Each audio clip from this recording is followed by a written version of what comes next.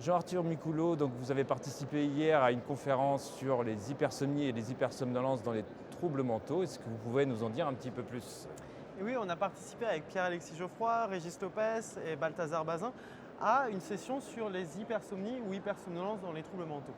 Alors déjà, il y a un enjeu de nomenclature et de vocabulaire. Appelle-t-on ça hypersomnolence, hypersomnie, en sachant que le monde du sommeil appelle l'hypersomnie la maladie et l'hypersomnolence les symptômes, alors que le monde de la psychiatrie appelle hypersomnie le symptôme et hypersomnolence la maladie. Donc il faut pouvoir clarifier ça. L'idée est de prendre le vocabulaire du monde du sommeil et de proposer que l'hypersomnolence est un syndrome qui a plusieurs dimensions. L'inertie du réveil le matin, la somnolence du non excessive la journée, quand on est soit drowsy avec une baisse de l'éveil, soit une proportion à s'endormir, la somnolence, et enfin l'allongement du temps de sommeil. Et l'hypothèse qu'on fait, c'est que chacune de ces dimensions sont déterminées par des mécanismes différents. Et on pourrait faire des profils de somnolence, d'hypersomnolence chez les patients avec des troubles mentaux.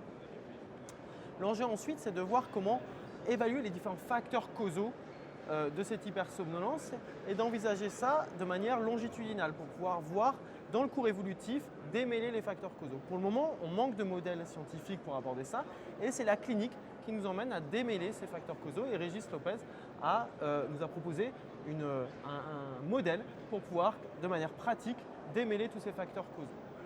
Enfin, ce qui est important de voir, c'est que cette hypersomnolence elle a un impact direct sur l'évolution des troubles dépressifs. Et c'est ce que les travaux du groupe Chronos de Pierre-Alexis Geoffroy montrent, c'est que les hypersomnolences peuvent être des facteurs de sévérité et d'aggravation des troubles mentaux qui sont à prendre en charge depuis le point de vue de la psychiatrie elle-même.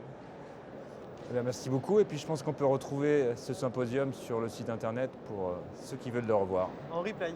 en replay. Merci beaucoup.